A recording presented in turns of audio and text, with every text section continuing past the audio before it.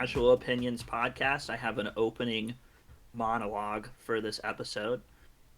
Today we have a very, very special episode, an episode of immeasurable magnitude and importance. Today we embark on the most consequential and contentious episode of our podcasting careers. Today the forces of light and life go head to head against the forces of the dark side. Father clashes with sons, good takes clash with bad takes. There will be no diplomatic solutions, only aggressive negotiations. Today we rank all Today we rank all 11 live-action Star Wars movies. Every movie except the much maligned animated Clone Wars movie, which we left off here. But in this special duper super super special episode, we of course have, as always, myself, Bailey, and Caleb. And then joining for the very first time, long-time listener, first-time caller. That's what they say on the radio, I think. It's Dad, the Dad, Ew. Big Mike. First time, long time. Did you ever watch that movie with Patton Oswalt in it, where he's like the super fan of the Giants?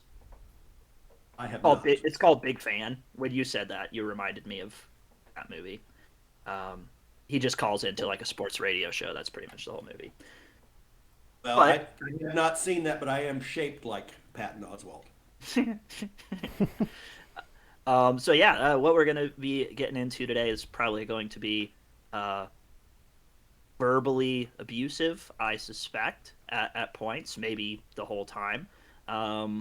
We kind of represent a whole myriad of Star Wars fandoms here. So I thought before we get into, knee-deep bloodshed, that we should have like a quick wholesome family moment before we start, ripping each other's throats out and offending one another. Sure. So my wholesome family moment was, I think we should all go around and say like what was our first memory of Star Wars, and then what is the Star Wars that you have consumed most recently. So I'll lead off on this one, just to get the ball rolling. My first earliest memory of Star Wars really isn't actually of a particular scene or anything like that, but it was when the Phantom Menace came out, and Dad was the manager at, was it the Dickinson Theater or whatever? And I don't really remember actually watching the movie, but my first real memory is like walking past the line of people who were camped out to watch it the next day, and just walking past all those people and going in and watching episode 1. And then the Star Wars that I've been consuming most recently is probably Lego Star Wars, and I started reading the new Star Wars book Brotherhood, which is set almost immediately after episode 2. That's quite the early memory you have there. It is. I was like 5. That would have been pretty cool. Yeah. What year was that? Did that come out in 99? 99. 99. Wow. I was just an ill baby. There's a little guy. Ill baby. Well, Anybody I'll go else ahead. wanna... I'll go ahead. I probably have earlier memories if I really sat and thought about it, but my earliest memory that I can recall is, I want to say the whole family was there, but I really can only picture Mom for some reason. But we were presumably all going to see episode 2, I want to say, maybe at like the, what is now the Springfield 11. And I just remember because we ran into somebody that went to our church. I remember having an interaction with somebody that went to our church back when we would go frequent on Sundays and everything. And I don't know, I just remember watching episode 2 in the theater, and that's really that's really it. As for recent Star Wars, I mean, what was the most recent Star Wars show that came out? That's probably what. Book of Boba Fett. Then probably that. That's honestly probably the last Star Wars thing I have consumed, unfortunately.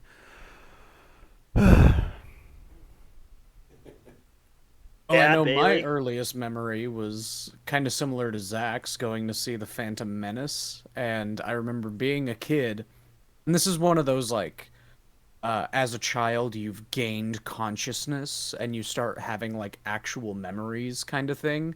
But I remember very vividly sitting in that theater and looking up behind me and seeing Mike in the in the projection booth like looking down at us, and I was like, "Oh, that's so cool. That's my uncle up there." And then I don't remember anything else about the movie. Someday that's gonna be me. That'll be me looking down upon all the children on their phones and then yelling at them to turn them off. And that dream came true. It did, unfortunately. Oh gosh. So yeah, my first memories of Star Wars obviously Ancient. predate yours by a substantial amount of time. Um, so I would have been about 10 years old, and I remember getting ready to start maybe the fifth grade.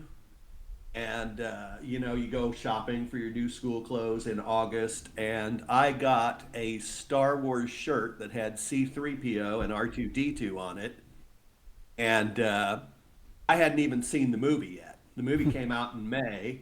We didn't go to movies when I was a kid, or we very rarely went to movies. So, 3 months after it's released, I still haven't seen it. I've got the shirt, but I don't know anything about it, and that's one of my earliest memories. I wore it on the first day of school, and my teacher, Mrs. Anderson, said, "Oh, I'm so excited that you saw that movie. I knew you would really like it." And I'm like, "I haven't seen it yet."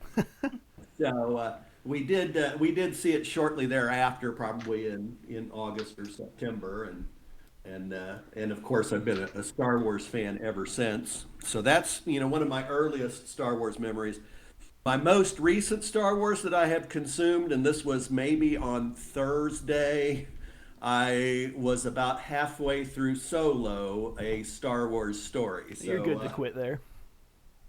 Oh. Ooh, first bad take of the day. Hold Yeah. on, this is wholesome. This is supposed to be wholesome That's family true. That's bonding. true. I ruined it. Sorry. It's true. God damn it, Caleb. so yeah, that's where I am. All right. Well, that was good. And now this is the part in Charty McDinnis where we slam our glasses down and start Maori war screaming in each other's face. Yes. There it is. plenty of that to come. So we're gonna go 11-1, rank them out one at a time. I think we're gonna go with Dad leading us off.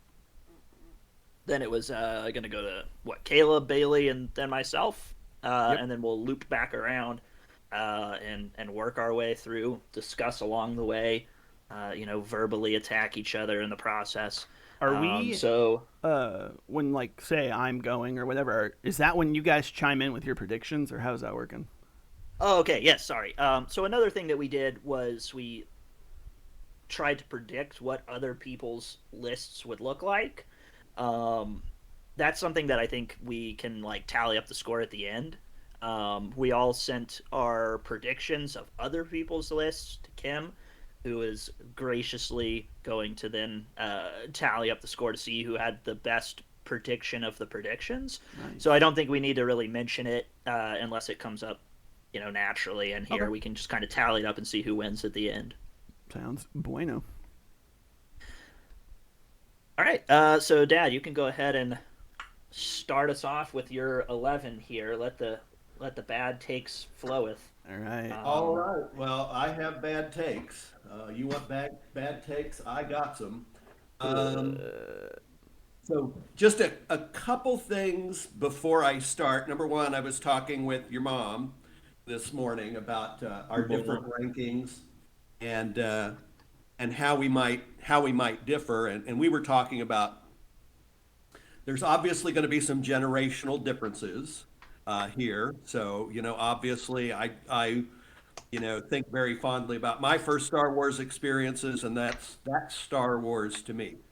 And I know for you guys, your Star Wars experiences are going to be different, and that's an age-based kind of thing. So yeah, we might have different takes, but that, it's not personal. It might be more of a generational thing.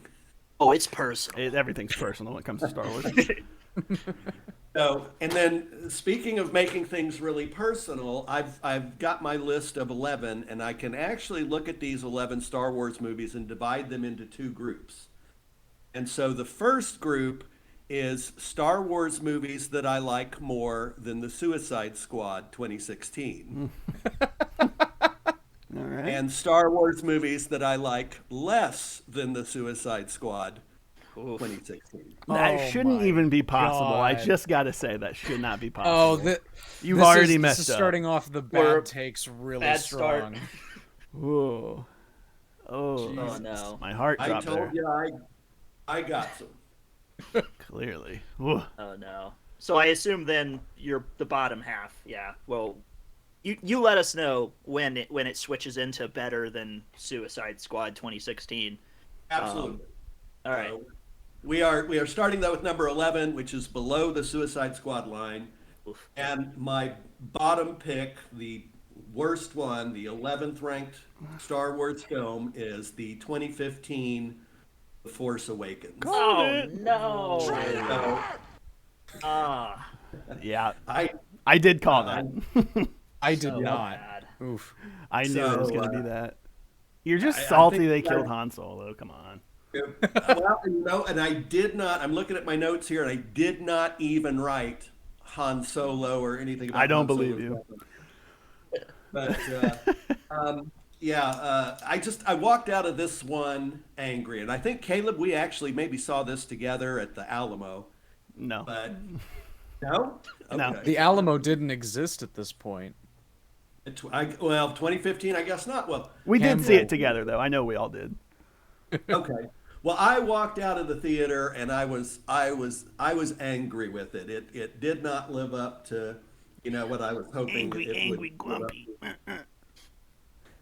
For me, probably one of my biggest complaints is I thought it was like a thinly veiled ripoff of A New Hope. Oh my God. I've been hearing that for years, Yeah. and I'm sick and tired of it.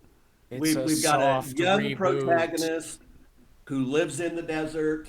They suddenly learn about the Force, and now they find themselves trying to stop a planet-killing weapon. And that's just the plot of Star Wars Episode 4 right there.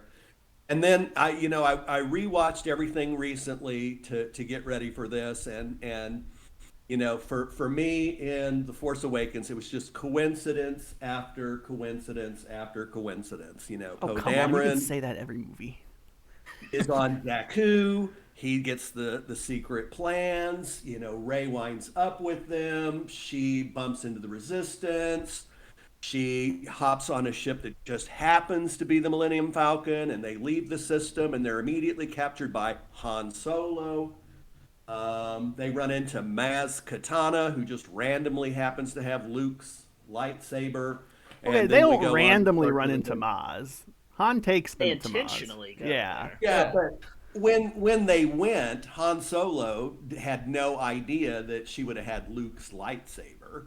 The Force guides in mysterious ways. Yeah, it's I- called here's- world building. You got to read Here's- the other here- comics and stuff to understand Here's all the these thing things. that I will agree with Mike on this. Simply boo. saying the Force is the reason why this happened is kind of sort of the bad writing excuse in all of That's Star You're a Wars. bad literally what the writing Force excuse. is. The Force, yes, it's a will, but at the same time, it lends itself to multiple problems within its Ew. pacing, its narrative. I still love. Why don't Star you just Wars. stop watching Star Wars? That sounds like what you're Yeah, saying. Bailey. I don't like the Because I Force love because it Star does what the Wars. Force is supposed to do. Oh, jeez.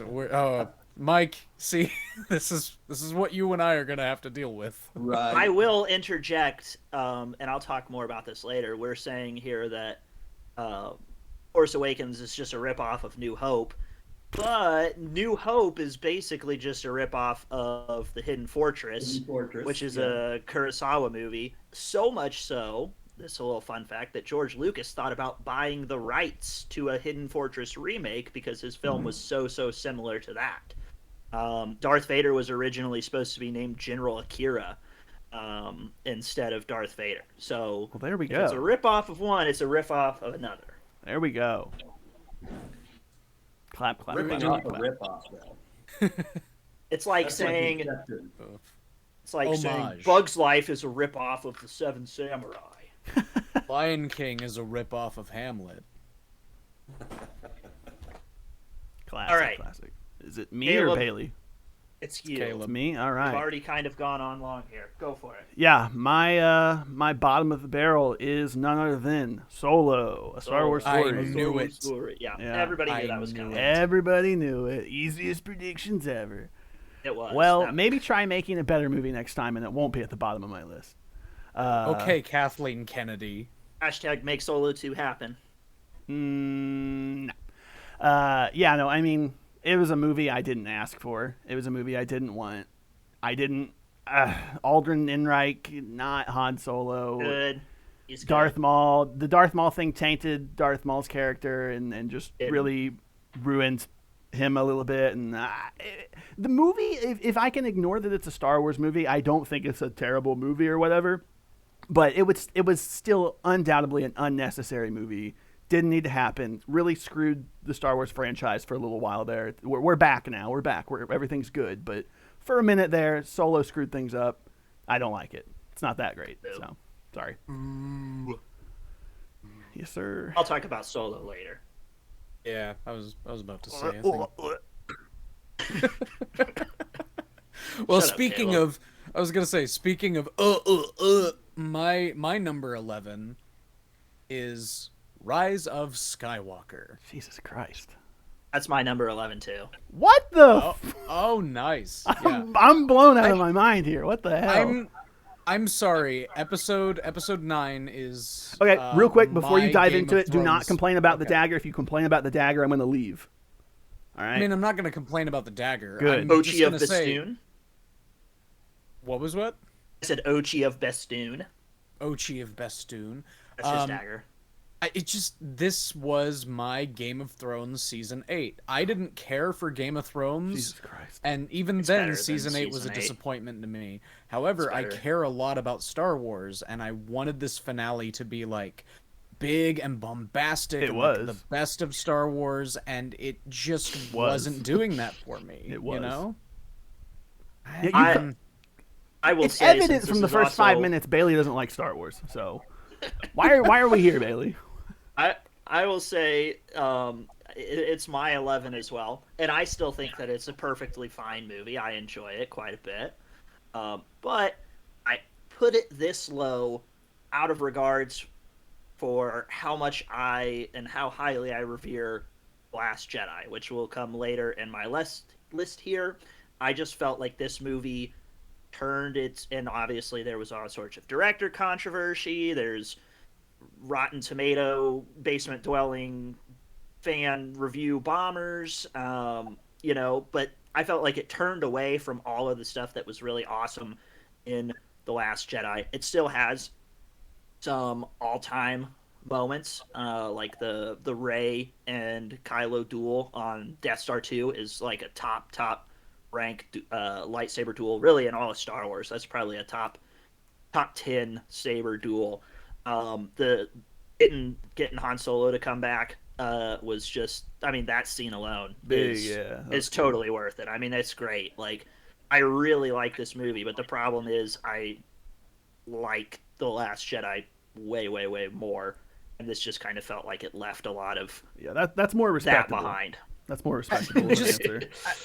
Right. just Out don't of like all it of the because- Star Wars movies, if I were to rewatch any of them, I would rewatch all of the other ones on my list. I think Rise of Skywalker would be the one I just wouldn't want to watch again.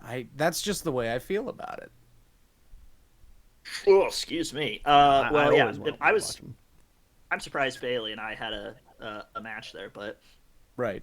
I have a list. I did my one time by myself. I did my top 10 Star Wars duels, and I have Rey versus Kylo on Death Star 2 as the number 6 duel in all of Star Wars.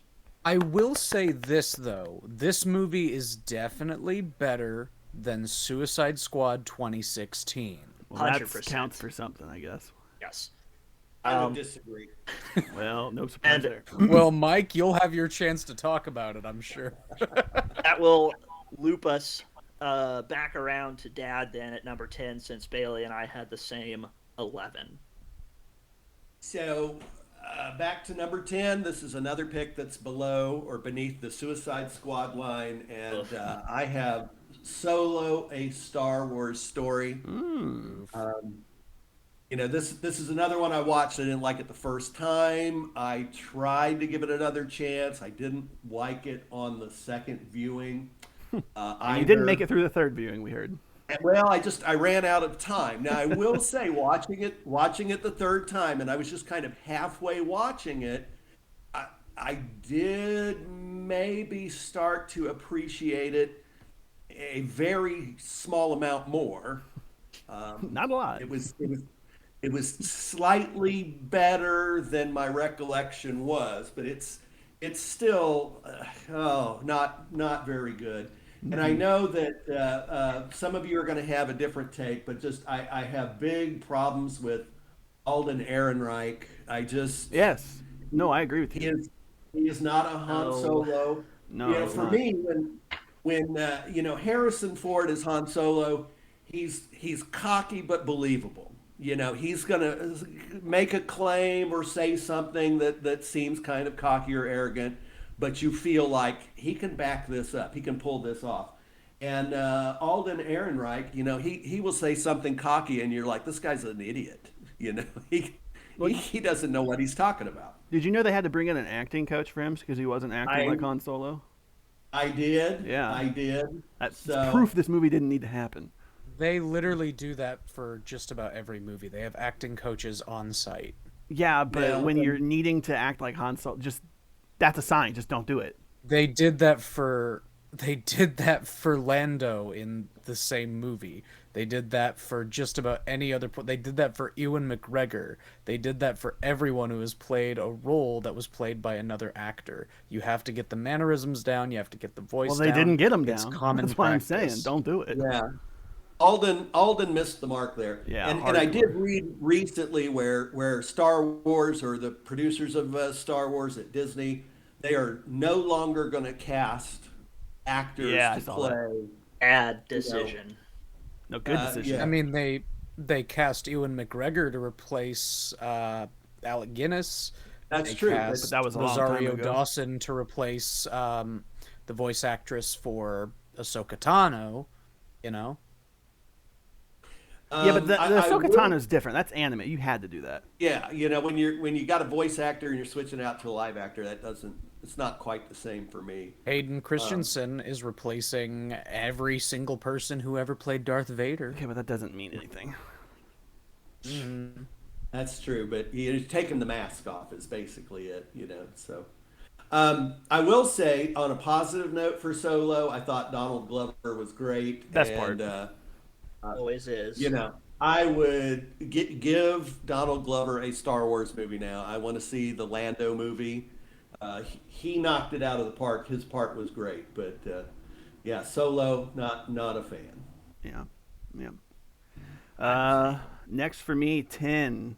If you couldn't guess it, is Episode 4.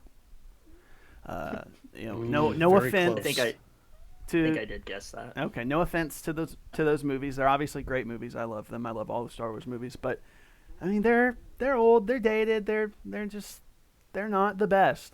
Unarguably, in my opinion, not the best. But they are very fun watching. And obviously, when I love watching through chronologically. That's the way I do it. So going 1, 2, 3, and then dropping to 4, 5, and 6 is it's a whole experience. And I like it. I like watching them. The way they are and old. But like, realistically, when it comes to just the total stack here, that's why they're at the bottom of the list. It's just because they're a little old, a little dated, but still all very fun. So Episode 4 for me, bada bing, bada boom. Mr. Worldwide when I step in the room. Mm-hmm. To no one's surprise, my number 10 is Attack of the Clones. Boo! I had that. I'll bad start take off with a alert. big positive. The Boo. music is it's my favorite score of the entirety of Star Wars. Hits all the right beats. It has Duel of the Fates at a perfect moment. Anakin going off to find Shmi Skywalker is gorgeous. Gorgeous. The Geonosis battle, Gorgeous. fabulous. Yeah, so it's still good. I just just do not like choices. Like Obi-Wan belittling Anakin for being reckless and then immediately jumping out of a window to capture a droid. I just I, I don't feel like that's Obi-Wan. That should have been Anakin doing that to prove that he is the one who is the reckless one of the two. I just think certain writing choices should have been adjusted to make it make sense. It wouldn't have been that big of a difference anyway, but they're again, George Lucas cannot write, and that's even prominent in the original trilogy. He's a terrible writer. He's an ideas guy, but beyond that, he just doesn't know his characters. He doesn't know how to write for his characters. He doesn't know how to write romance. Doesn't know the characters he invented. Pretty much, yeah. No, like they he straight the classic line of "I love you, I know." You know the whole story of how he wanted Han to say "I love you too," but Harrison Ford was like, "I'm not saying I love you too because that's not how this character would respond." And ultimately that was the better choice. And then of course George has made tons of stupid decisions. We'll get to that eventually with like Greedo shooting first. Han's a scoundrel. He shoots. It's fine. Whatever. He shot first. Greedo Now, didn't need to shoot first, but whatever. I read an article recently where George Lucas was talking about Attack of the Clones, and he said that he deliberately wrote the dialogue that way because he was mimicking the dialogue that you would find in old westerns. And his idea was this kind of mirrored some of the dialogue in those old westerns. So I don't know if he is, trying to cover himself a little bit there, but I agree that the dialogue, especially the Padme Anakin dialogue, is the worst dialogue in the entire series. It's cringe worthy. However, I will say this movie is one of the most memeable in Star Wars. You can take any line of dialogue in this movie and turn it into an S tier meme. So it does have that going for it, and I appreciate that. I can't say the same thing about Rise of Skywalker though. Like you watch that movie, it's like I don't think any of these lines would work as memes. All of them do. Somehow Palpatine. I'm just over here shaking. There, see? That's like one. I'm just over here shaking my head. Yeah. Just disappointing. You want to go home and rethink your life? Yeah, Bailey. All right. I am home, and I've been rethinking my life. It's not working. My number 10 is Return of the Jedi, Episode 6. Jesus. Oh my God. Oh, this is that coming from low? This is coming from the guy who put Attack of the Clones at number 10. You've Yeah, got for no leg to real. stand on there, good sir. You like this over 4 though? Me? Yeah. Or, I I mean, got sorry, 4 you like higher 4 over this? I mean. Yes. Okay. It's cool. It's a good movie. It's a classic. But as I've said with most things, typically I think one of my number one indicators when I rank things on how good it is rewatchability. And not to say that this is not a rewatchable movie, but if I had to sit down and think of what is the Star Wars movie I have watched the least, it's probably Return of the Jedi. Everyone. I'll do a Star Wars rewatch once a year, but then every once in a while I'll just put one on or see one on TV.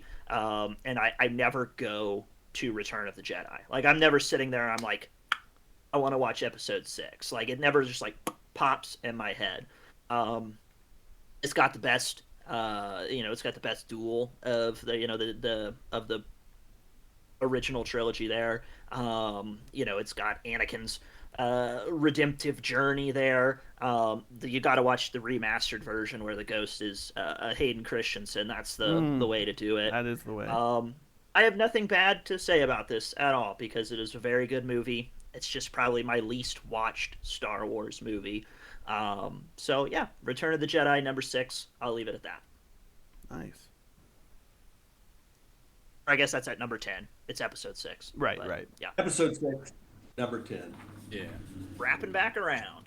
Wrap it back around. So number 9, and still below the Suicide Squad line, is the Rise of Skywalker. I called it. Disappointment. Again, yeah, for me, this, Zach, you were talking about the Rey, Kylo Ren lightsaber duel on the Legendary. ruins of the Death Star. That is a great scene. Absolutely enjoyed that. But I just you've got this fleet of Star Destroyers on Exegol, that has been built in secret for all these years. It's an infinite number of Star Destroyers. We love it, yeah. And apparently they will all explode if you just like sneeze on them. And they have no fleet protection whatsoever. It's just that part made me crazy. You've also got Exegol, which has been impossible to find for thousands and thousands of years, but Rey can just leave a trail of breadcrumbs, and this enormous polyglot fleet of whatever ship anybody can find is able to come roaring in.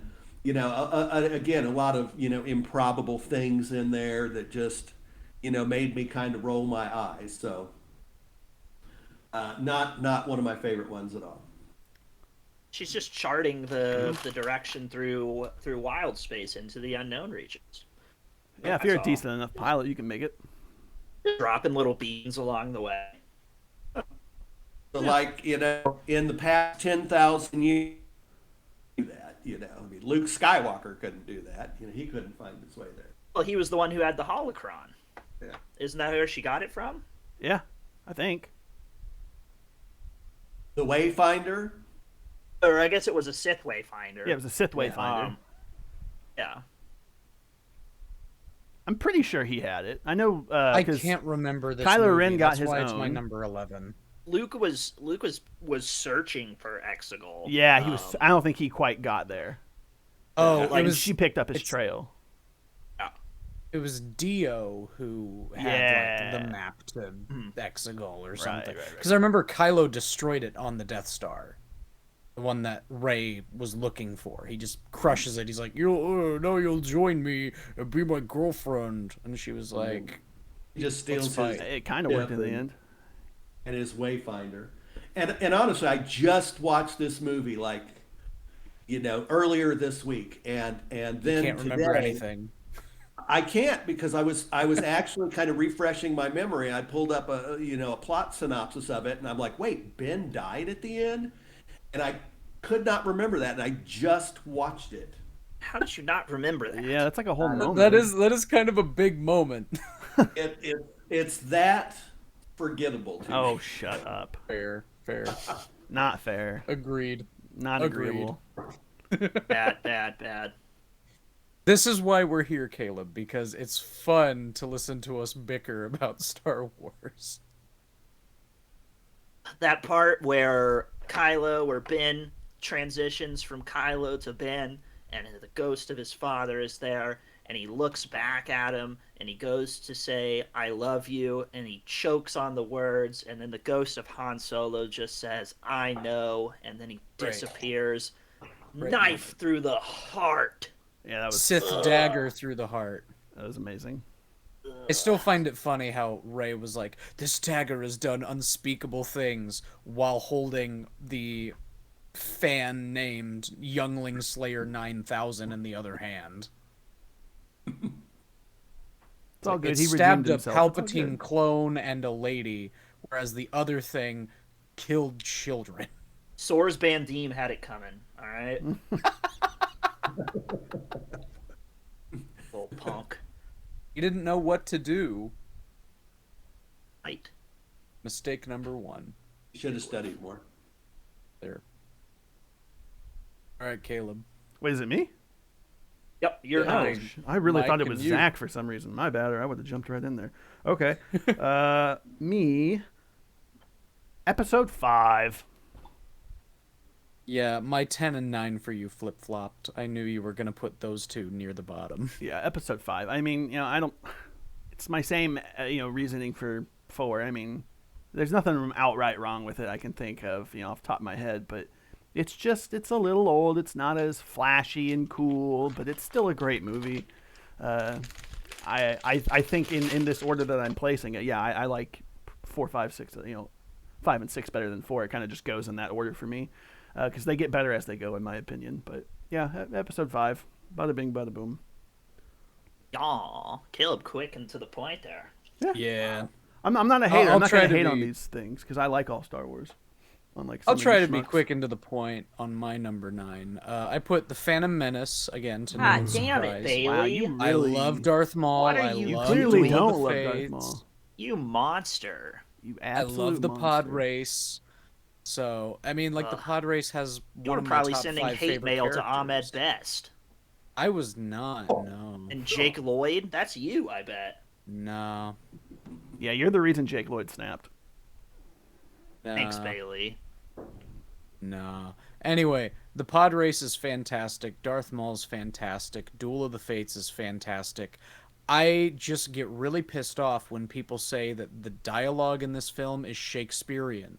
And the reason why people say I've never heard is that. just because Shakespeare you've is never fodder. heard. Oh my god, I hear it so much. Shakespeare is a donkey and illiterate. Pisses so... me off. People are like, oh, Qui-Gon speaks so Shakespearean, and all it is him walking into a room and going, the boy must be trained and he will become a good Jedi. And then Obi-Wan responds with, but Master, how do we know? And it's like, that's not Shakespeare. Shakespeare is about the emotion of the words. You're butchering those lines. You had no emotion there. They had more emotion than you. Come on. It's They- Liam Neeson I- we're talking about. I did it as accurately as I could. So it's pretty questionable. much I was acting better than both of them. If I'm I being don't honest. think so. Ugh. The boy must be trained. Where's What do your you mean I multi-million can't dollar train him? blockbuster? Right, Birdman. Well, my multi-million-dollar blockbuster is in my brain, 180, but let's someone go. just has to give me the multi-millions. All right. Ooh. Yeah, big boo, big boo. All right, Zach, what's your number 9? My number 9 is an amazing, fantastic, spectacular movie. The one that is slandered beyond belief, is criminally underrated, and Last that Jedi? is Solo: A Star Wars Story. Oh, A Star Wars Story. I was expecting you to put that higher. Holy crap! Alden Ehrenreich is a good Han Solo. He's not. not the best Han Solo, but he's good. He gets the job There's done. only 2 Han okay? Solos, right? I think it's bad practice to not recast actors because, let's be honest, that CG ain't gonna look so hot if you gotta stare at it for 2.5 hours. It's fine Or to just recast retire the people. character. Move on. Or that. That's sure. Yeah, but, like, whatever, right? Donald Glover is world-class Lando Calrissian. I mean, he's just cool as hell this whole movie. I thought it's a fun little bit of an origin story for Han Solo. They expand a lot more on it in the Solo comics and things of that sort. But you get a little background on a character that you didn't know much about before. I thought it was pretty witty, pretty fun. I liked Woody Harrelson's character, whose name is now escaping me in the moment. Woody But I've got Harrelson? my little yeah, Beckett, Tobias Beckett. I got my little Kira bobblehead action figure with me right here. Yeah, make Solo 2 happen. Or give us a Solo TV show or something. Gimme more Solo. Very, very good. If the movie Next. didn't ruin itself, the Darth Maul scene at the end did. The Darth Maul scene is fine. It's stupid and pointless. You already fine. finished the character. You already killed him at that point. I understand he's a alive at that crime point. Leader. I He's a understand, crime- but yeah, it- he leads a We're done with Darth Maul. Please, let's just be done. He was such a badass, and now you're really he pops melting up him. he pops up in Rebels though. This is in between I Clone didn't. Wars I and know, Rebels. and I didn't want him in Rebels. He was good in Rebels. Nah. Yes. He's a whole new Maul. He's not the Maul from Episode 1. Yeah, because he's been broken. Clone Wars Maul was great, but that was just pathetic Darth Maul. No, that's just a good extension of Darth Maul. Nope. Darth Negatory. Maul did not ruin Solo for me. It did for That me. was- That just should have been Jabba or Boba. Everybody would have loved that more. It tied into Han more that way. Like, just saying. Just saying. Oh, it's good. It's good. That's a good point. That actually does make sense. One of those two would have, made more sense, and it would have, tied into the original trilogy better than Darth Maul. But like I said, the fact that it was Darth Maul, that was not the straw that broke the camel's back for me. It was everything else about it. Yeah, Whatever. It's good. They need to make a sequel. So everything except Donald Glover. Yeah, he was great. back All right. around then. Dad for 8. All right, Dad for 8. So this is my number 8. Again, we're below the Suicide Squad line. So my number 8 is The Last Jedi, and I could have flipped this in The Rise of Skywalker. Last Jedi has one redeeming quality that makes it rank above Rise of Skywalker for me. But The Holdo maneuver. The Holdo Badass. maneuver was actually,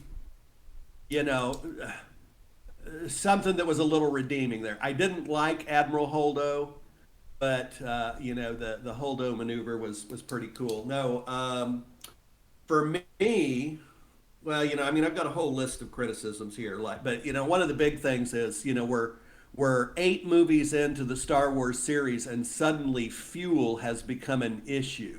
We've not made any mention of, hey, we need to gas up the Millennium Falcon, before we fly to Bespin or something. But now Such all a of a sudden, small detail that doesn't matter. but it was such a big part of the plot. You've got all these starships that are just plodding along like some kind of 19th century steam-powered, battleship. Crawling across the Atlantic Ocean. So the whole fuel bit made me crazy. The opening scene where Poe single-handedly takes out 20. Ace Pilot. Well, yeah, but then he's like doing this Tokyo drift skid, across the surface of the Star That's Destroyer, the cool. I'm Dreadnought. sorry. That Nah, is. It's really cool. I If you're gonna did say not- anything about the bombs and gravity next, They're magnetics.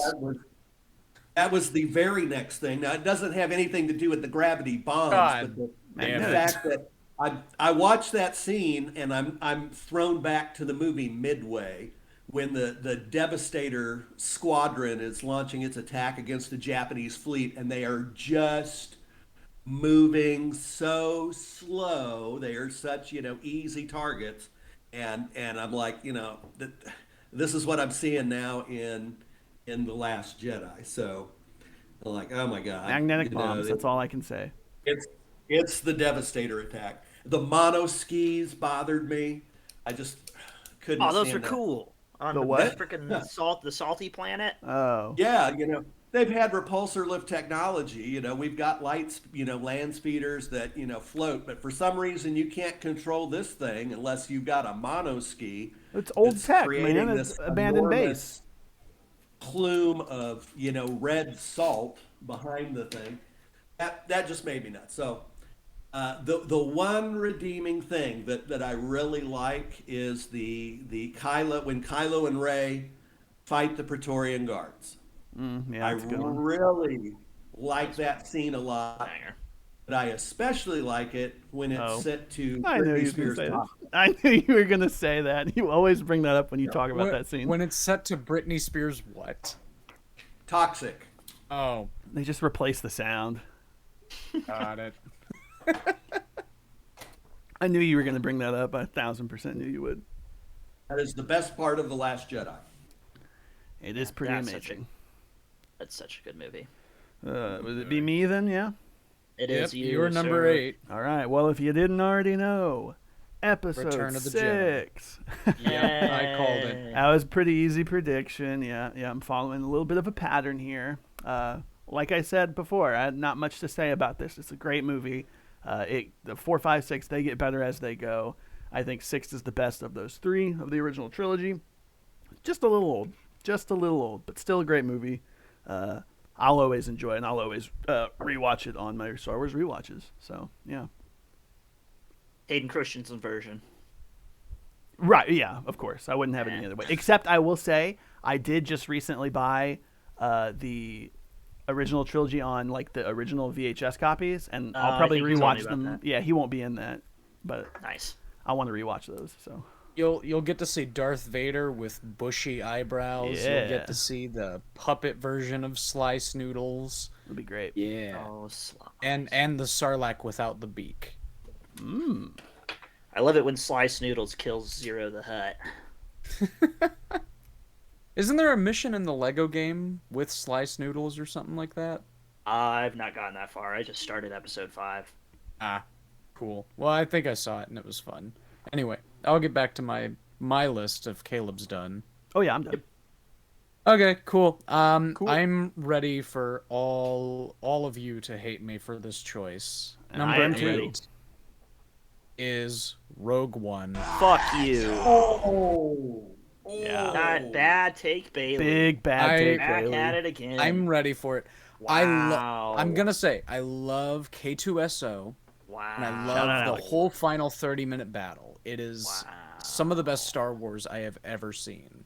Just But- The bad. Vader hallway scene is at peak. Just Yeah, you're. I can't remember any of the other characters' names besides Jin Urso. Chirrut can't- Imwe? Baze? Which one is that? Baze? Oh, Which one shut is up. that? You don't know who Chirrut is? I seriously do not You know. are a I liar. know Blind Man. I You're a know liar. Guy with Big Gun. I know Those are the two we pilot. literally just said. Bailey. Bodhi?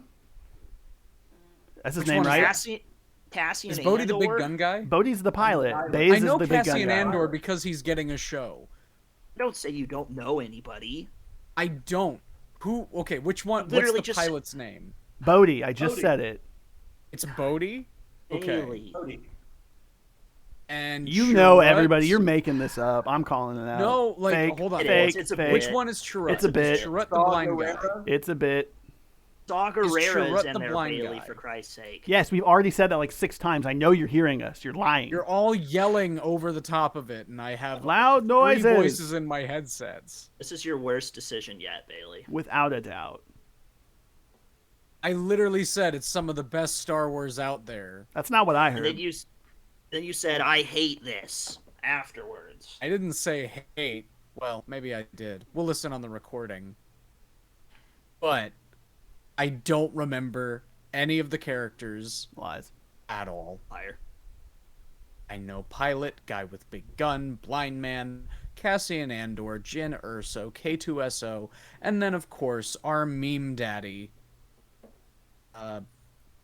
Oh shit, I'm drawing a blank on his name. Nice. What? Are we blind? Just deploy the garrison. Krennic? What's- Moff. Yeah, Krennic. That's Director it. Krennic. Got it. And then Caleb's favorite actor, Mads Mikkelsen. Gotta love him. Shout out. Aw. Aelin Erso, let's go, baby. Galen. Okay, that's his name. He's related to Thrawn. Ooh, I didn't know that. Well, cool. Anyway, Rogue One, number 8. Great Star Wars. Apparently We'll not, leave it at according to that. you. It's wild, man. Well, all of Zach's on his list are like, oh, these are great movies. This one is like number 11. I love this movie. That's been And mine. y'all are like, oh, that's fine. Yeah, sure. Because he's got good picks. Whenever I say I love this movie, but I'm putting it at number 8, you guys are like, You say, oh, I love this wow." movie, but here's everything wrong with it. Because that's part of basic criticism of film. You're supposed you're to just point wrong. out things that you You're don't just like. flat out wrong, though. There is no such thing as a perfect movie. There are things to point out that are issues. May I You point didn't out even say- Star Wars you didn't Episode even- 3? That is a You perfect didn't even movie. point out issues. You just said you don't remember their names. Yeah. I don't remember their names. I don't remember their motivations. I do not care. For the I characters. remember their That is a motivations. fault. It's pretty clear. Their general overarching motivation of get the plans, destroy the Death Star, defeat the bad guys. Build the Rebel Alliance. I mean, that's every movie. Every Star Wars movie. Yeah, Defeat there's the an bad guys. What do you mean? overarching. There's overarching plot and goals, but then there are individual character goals. Like what does Bodhi specifically want? I don't Redemption. remember. Redemption. I don't know. Redemption. He's Yeah, he's Imperial pilot Imperial turns. pilot. Yeah. Huh. He wants to Okay. do the Stomach right is thing. burned by the Empire. Yeah. And how does that end for him? He gets redemption. He gets redemption. Does he? Yeah, he Does he just connects get the blown thing. up? He has to reconnect the signal so that they can send the plans. It's all up to Bodhi, and then he ends up He puts dying. it all on He the gets line. it done. He dies for the cause. Has anyone said, "Oh, good job, Bodhi," or does he pat himself on the back at any point and say, "Yes, I did it. I've basically been redeemed"? Is there any presence of that, or does it just go, "Cool, I did the thing," and boom, he's Well, dead? everybody dies, Yeah, so they- Admiral There's no Raditz. shake. he's not says- gonna pat himself on the back saying, "Good job, I did great." Admiral Raditz does it. He says, "May the force be with you, Rogue One." He knows they're all down there getting, washed. Right. So, I want Admiral Raditz to get his own Disney Plus show. Well, I want he didn't him. survive either. I want him to have his own origin story, where him and Darth Vader regularly meet up and fight. It's like bare knuckle brawl, like across the galaxy. That's what I want. All right, we'll move on. Zach, what's yours? My number 8 is A New Hope. Ew. It's the origin. It sets it all off. There's no Star Wars without it, so we have to, of course, be thankful for that. That's a good thing to say. Um, That's true. Yeah. It has some cheesier moments. Bailey was ripping on episode 1 dialogue and acting and stuff, and Mark Hamill's a little bit of a cornball in this one to a degree. Yeah. But that's fine. There's aliens, there's outer space, there's laser swords. They sprinkle in the Clone Wars nugget there. Oh yeah. right. That's they a golden. they kind of like they throw that bait out there and just like let it sit there for decades. The shot of the twin suns is just like an all-time iconic image, and the score is great, and it's just a fun movie. The Death Star trench run is really great too. Yeah, it's fun. They did slight Chewie and not give him a medal, which is bullshit, but They've corrected that eventually, though, right? He gets a medal. I think so. For something? yeah. In Yeah. episode 9, Nine. Maz Kanata comes up and is Yeah, like, that's what it was. "Here you go, my boyfriend." Good for And then him. they smashed. Yeah. So that's 8. New Hope. It's a fun time. All right. So now we are to number 7, and we are above the Suicide Squad line now. This is where the fun Ooh, begins. okay. My number 7 was Episode 3, Revenge of the Sith. Ooh. But that's a So- little low, though. That's low. Okay, so some of you, obviously you feel like it's low. It's a good movie. I like it. I can go back and rewatch it, anytime, no problem. It's got some great action scenes. That huge sprawling opening battle is just great. We get some new characters. General Grievous. I would love to have seen more Yeah. of General Grievous. We do get to see him in the little Clone Wars shorts. Those were so much fun just because Yeah. that General Grievous character was in Legends there, Grievous, and yeah. he's a badass. Oh yeah. Master, Legends yeah. Grievous. So I really did enjoy it a lot. I did, the one scene that I roll my eyes at is towards the end, after Order 66, and it's just Yoda and Obi-Wan. And they say, "We should split up, and I'll go fight Palpatine and you go fight, Anakin." And I'm like, why? Why the two of you, if they would have stuck together and approached those guys, together, I think the outcome of the whole series would have been different. But Yeah, you're probably not wrong there.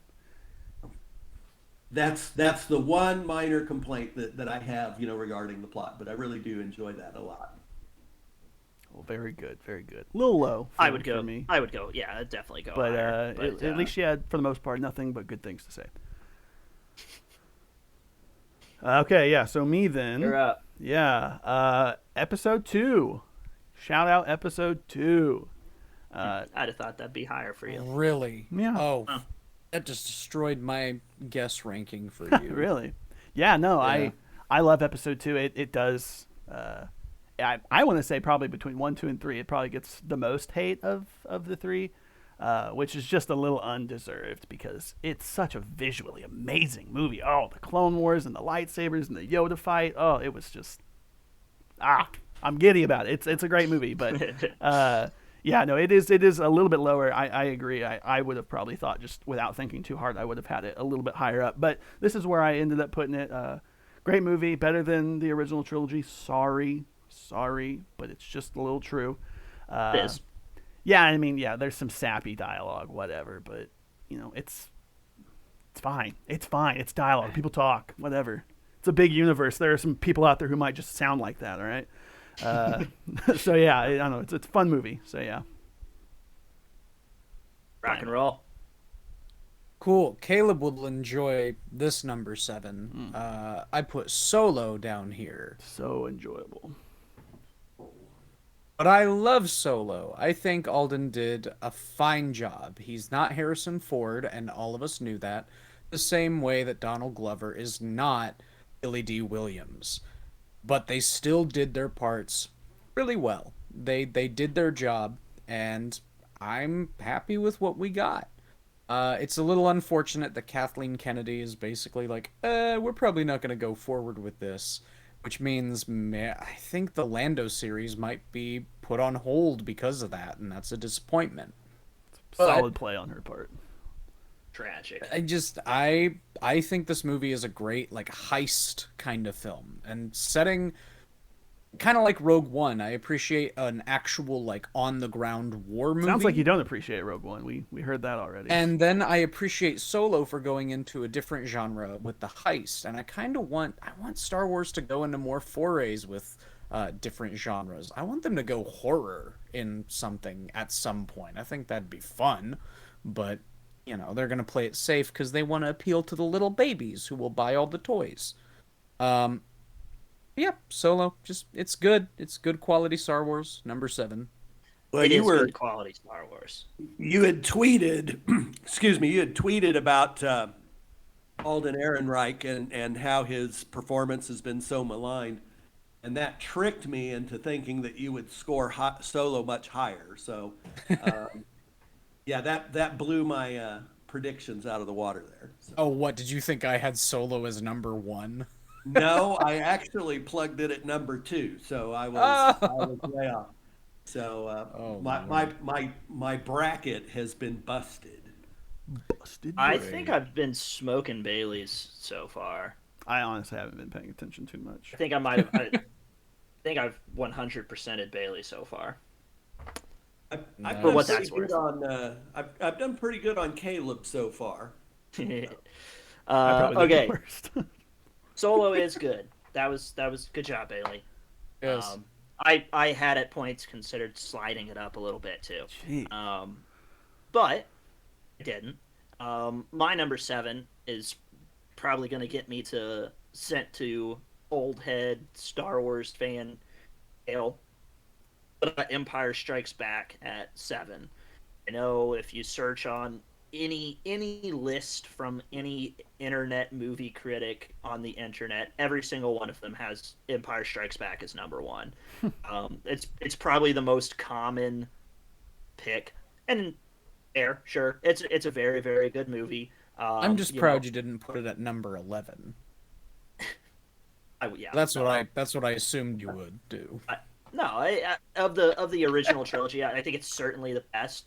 It takes everything that was good in Episode 4 and runs with it even further. Right, we get to see, the continuation of the hero's journey. We get to see Luke learning of his lineage, right, facing the big bad to save his friends with his newfound, admittedly probably little Mary Sue powers there that he kind of gets out of nowhere. Mary Sue Gets about a week's worth of a boot camp from a hermit in the desert and can go toe to toe with the strongest force in the galaxy. So little Mary Sue there, but it is a very very good movie. Yeah. And then, like I said, it takes everything that that 4 does well and does it again and does it better. So, big fan. Very nice. Okay. I had that one a little higher, but so is it to me, number 6? Yes, sir, indeed. So episode 2, The Clone Wars. I really like this one. It is not a perfect movie, and in fact, the all the love scenes and the dialogue between Anakin and Padme, we've already discussed that. That's some terrible stuff. I'm not really a big fan of the noir scenes on Coruscant. That part doesn't excite me at all. But when we get to the second half of the movie and we get to see the clone army for the first time, and we encounter Count Dooku, who is kind of a very menacing character that I would have loved to have seen more of. That second half of the movie really is doing it for me, and that whole Geonosis battle is great. We get all the Jedi's. This is an enormous Jedi battle that we haven't seen before. I really like that scene a lot. And then Mace Windu. Finally, we get Mace Windu. In action, being a badass. Whipping out that purple So saber. Let's go. whipping out that Ow. purple saber. That is just an epic scene. Yeah. So I really like the second half of that movie. I have Clone Wars at 6. Nice. Yeah, that's a solid one. Respectable.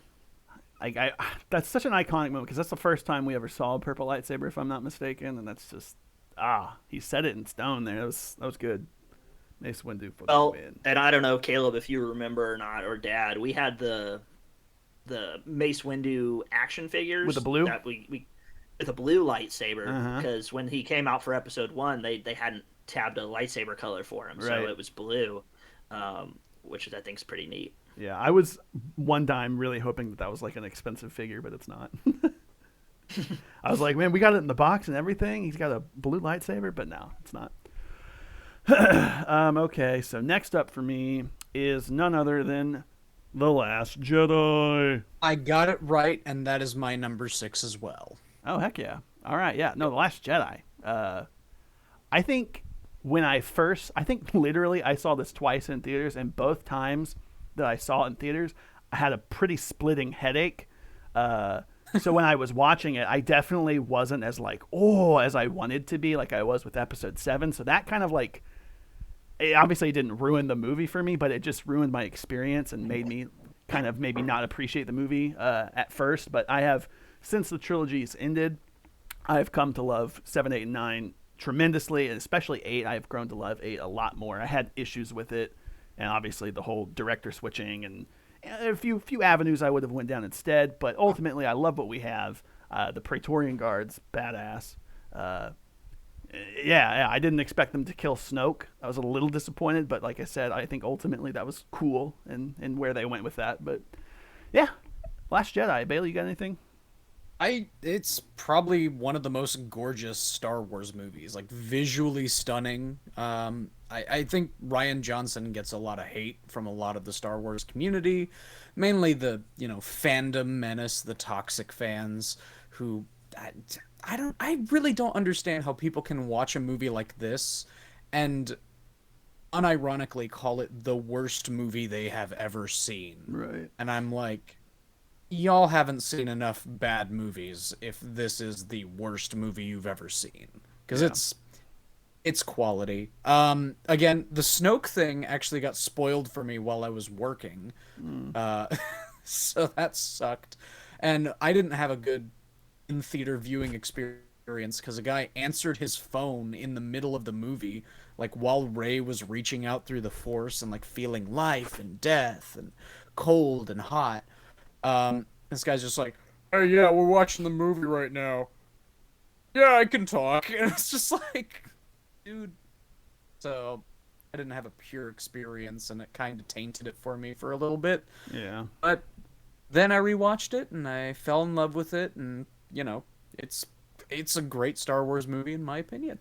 And I love I believe this is the first introduction of like the Force dyad, right? That starts in 8, not 7. Hmm. Yeah, They I don't give really it the like that name concept. of a dyad, Yeah, I don't think they right? name drop it then, but they start. But it's very much like heavily implied. Yeah. Yeah, yeah, I like that. That's cool. Yeah, I'm a big TLJ fan, but that is not my six, so I will get to that. Um, my six is Phantom Menace. I got Phantom Menace at six, and honestly, this morning I almost changed it. I five and six are. I just flip flopped in the morning because I was having a hard time deciding. But I mean, this is just. I mean, you have one of the best duels ever, right? Yeah. The freaking duel of fates there at the end. Maul is just amazing when he drops that second blade of the lightsaber. Like it's still cool. It's still awesome every single time. Yeah. It was cool because this is like a prequel, so like you would like there's different technology, right? You see some things that are the same, but you also see like the cool Naboo starfighters. You get to see battle droids instead of clone troopers. The droidekas are awesome. It also does a lot where you kind of get to see some new applications of the Force, right? Because the Force is obviously a prevailing thing throughout the original trilogy, but it's kind of limited in the scope of its uses there, right? You see the mind trick, you see Luke grabbing his lightsaber, some of the basic stuff, but in this you get to see the force enhancing the speed and the force enhancing their jumps, right? And things of that sort. So I think it's great. I think this movie is fantastic, and it helps build that world out even further than it had with the original trilogy. And it's got Liam Neeson. Whoa, It's whoa, whoa, got whoa! It's also got midichlorians, bro. midichlorians, sure, We yeah. don't like Uh, midichlorians, right? No, I'm some kidding. some people are very upset by it. I think it's That's something fine. where like I don't care enough about like the force is still the force, whether it's in your blood or whatever, right? Right, It's in all right. living things. You know, some of the books even expand on the force concept even more, where like there are the force is like within there's like a in one of the High Republic books there's mention of a glacier, and the glacier has it's essentially like a dark side glacier. Like the force within the glacier is like malevolent, and and then they just never mention it again. It's like okay, so yeah, it's awesome. It's full of you know I lost my train of thought there. You get to see young Darth Vader, bright-eyed, full of optimism, happy, cheerful, right? And Being preyed upon by an 18-year-old woman. you just know the whole time that shit's gonna go bad, right? And he's just such a bright-eyed kid, and things are just gonna go downhill from there. But Well, it's uh, always going to go bad when an 18-year-old starts flirting with a 10-year-old. What could go? so yeah, that's it. That's It's my like six. Mike's the only one laughing, and you guys are just like, shut up, it's love. It's true love. Are you an angel? Okay, back around then. All right. Well, hey, but before I get into my number five, was Bailey's number six also The Last Jedi? Yes. Yeah. Okay. All right. Okay. So my number five, I'm just going to piggyback on what Zach said. I've got Phantom Menace at number five. And so for a lot of the things that Zach mentioned, those are the things that make that so great to for me. Um, Honestly, it's number five. I've got four others that I like more than it, but I will probably come back to this one more. I've probably rewatched this one more in recent years than I have some of the ones that I've rated higher, and it's because of the duel of the fates at the end, which for me is the number one lightsaber fight of all time ever. Ooh. So I can come back to that anytime and watch that. The pod race, whenever I watch that, it always reminds me of the chariot race in Ben-Hur. So I always get those kind of feelings when I see that scene. The midichlorians is a little cringeworthy, but overall, this is a great movie. And I also made notes on here about watching this with Zach, and I thought that was a really cool thing to be able to watch it before all the people that had been waiting in line for 3 days got to see it, and Bozos. actually got paid to watch it before everybody else, which is pretty awesome. Another thing that I did was the teaser one sheet, and it showed young Anakin, and his shadow was being cast on a wall, and it was a Darth Vader shadow. Yeah, So that's just cool. I got that poster that sitting right behind me. teaser that teaser one sheet, I think I was able to secure a copy of it by cleaning all of the return air vents in the Springfield 8. By agreeing to come in on a Sunday and clean all those vents, I was able to get that one sheet, which was a pretty cool story. So that's my number 5. Excellent choice. Very excellent. Quite Oh, nice, I'd say. Shit. Okay, yeah, I guess it's me then. Back to you again, Pom. All right. Next up for me is episode 1. I guess I probably Well could have done. chimed in there. I didn't realize that. But yeah, no, the Phantom Menace episode 1. It's everything that we already said. Darth Maul, amazing.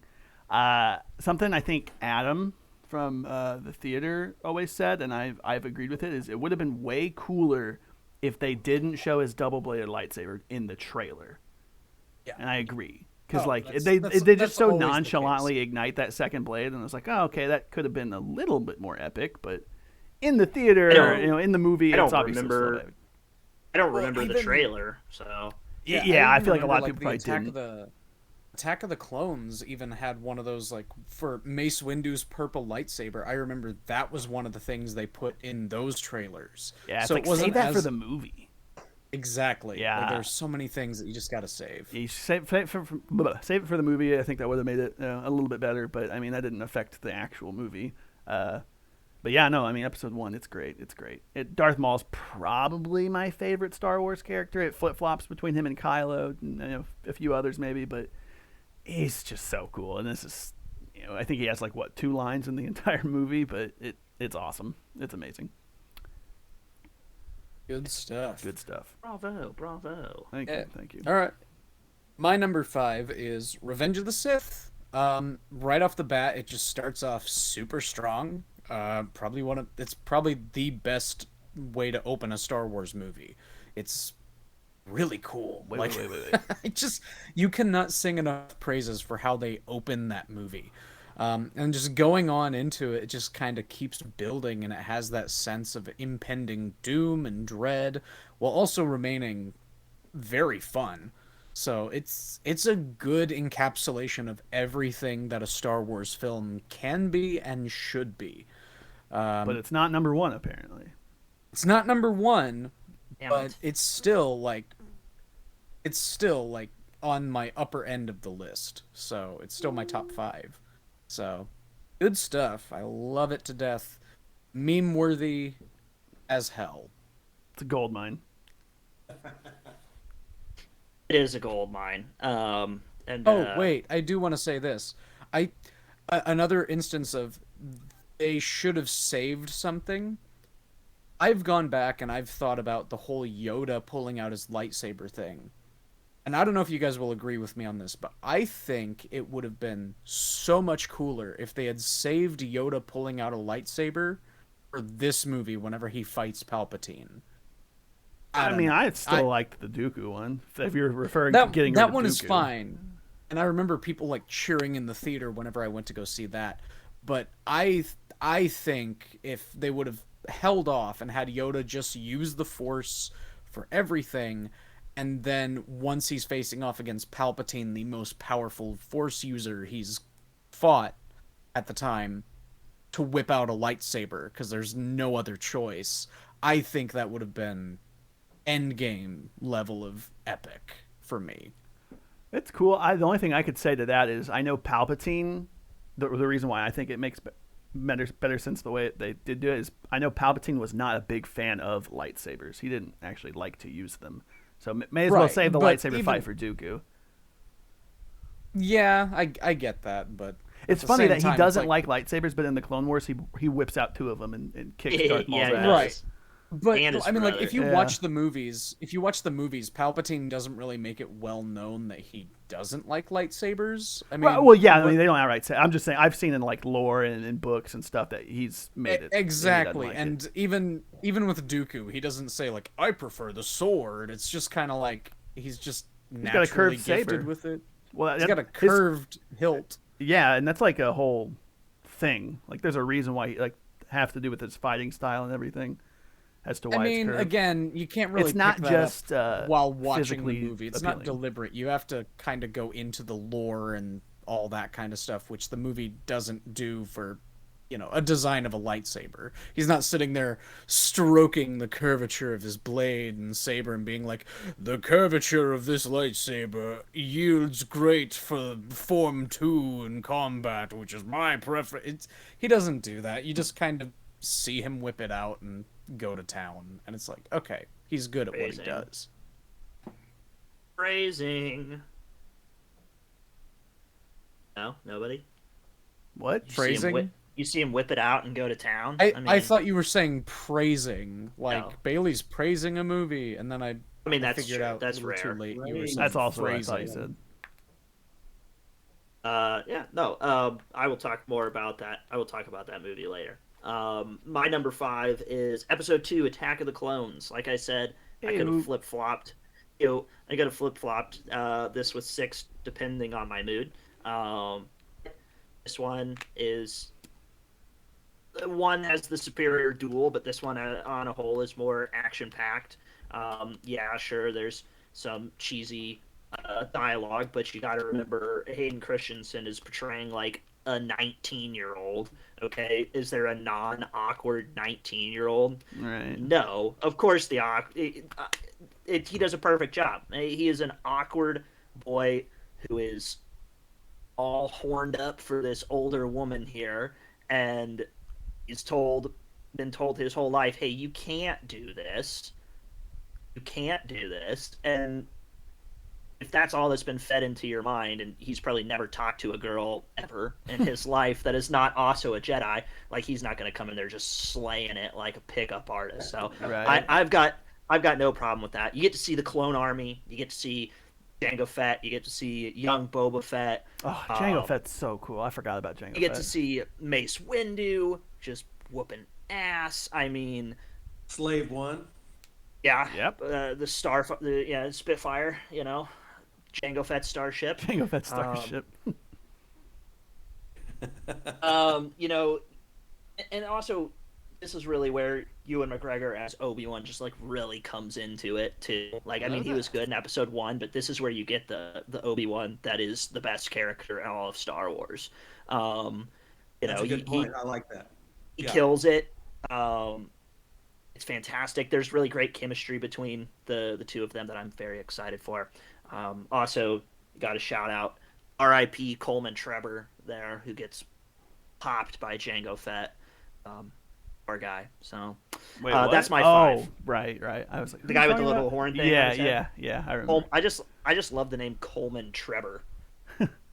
Hey, Great. shout out to him. He tried. He did. For not long, but yeah.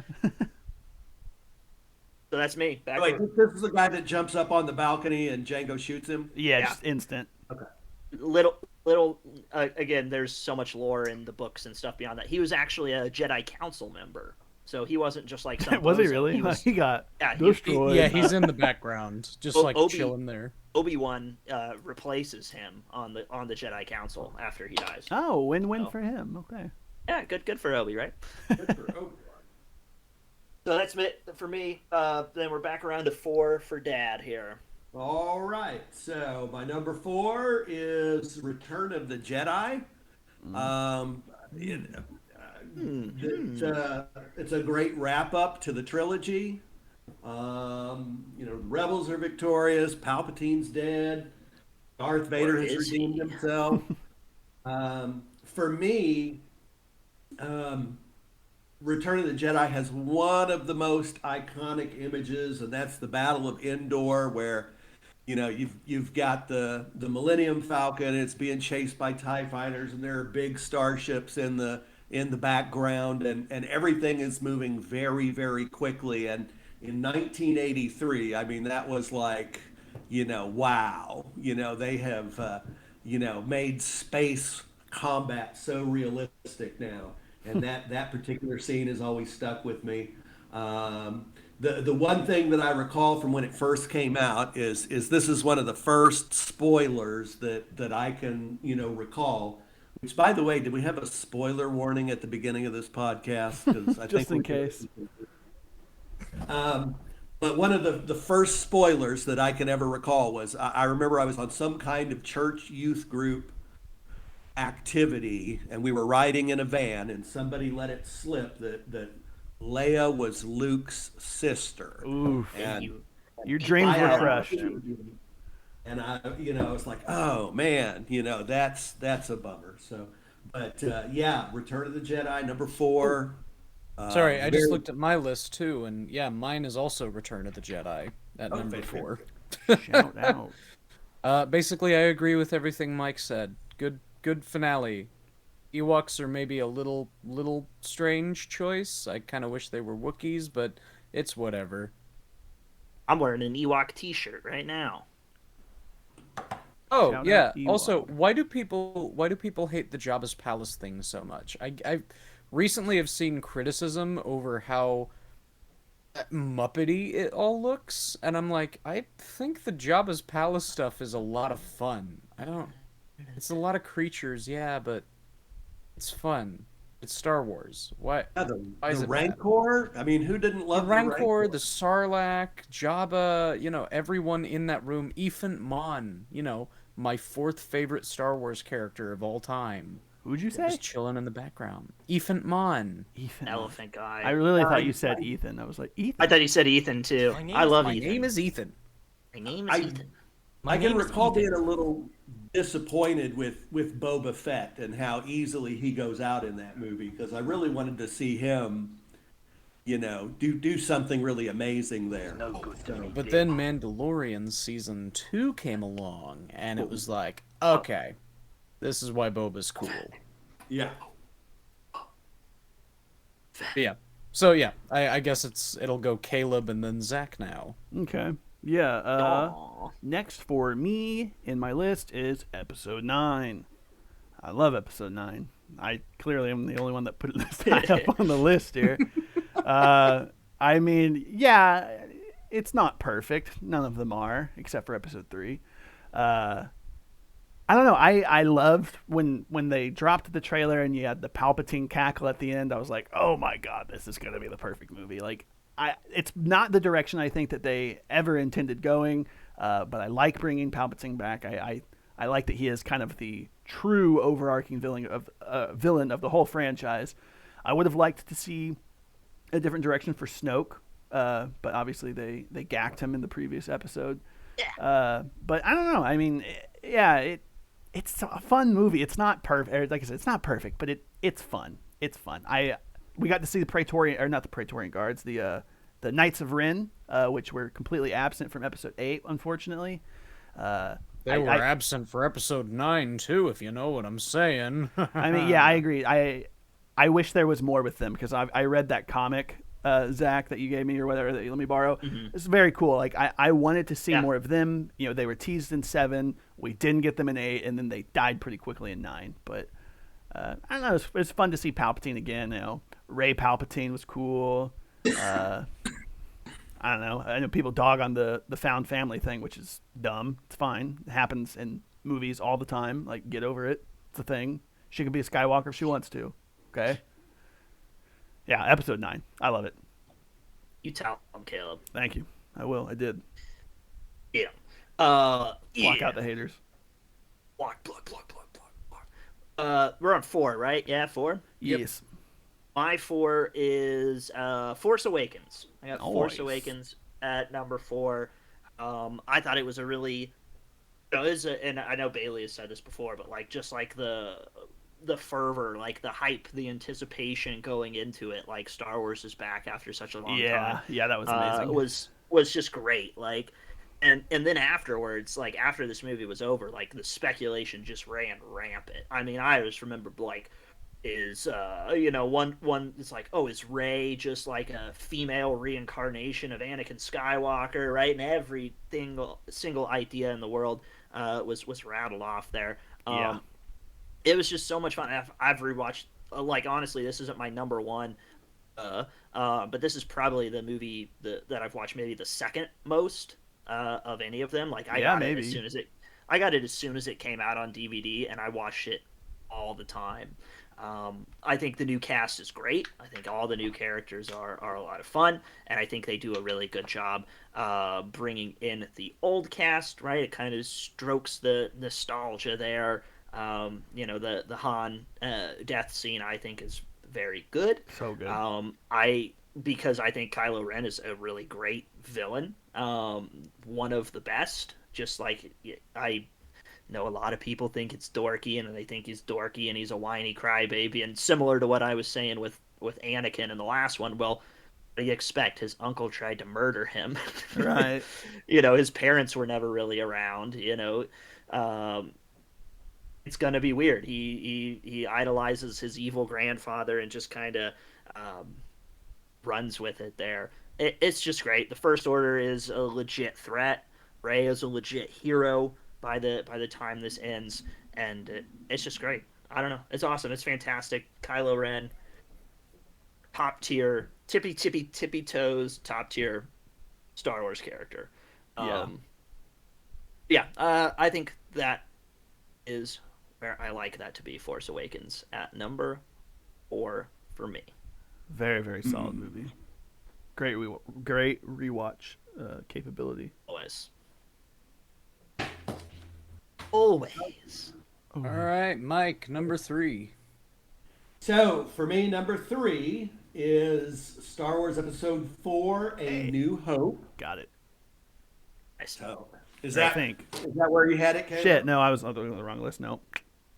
Oh, Oh okay. shoot, yeah, I had you at number 3 for New Hope on my list. Good. Oh, very good, very good. So, very obviously very fond memories of this. We kind of, touched on that at the very beginning of this podcast. But, I first saw this in 1977 at the Tower Theater.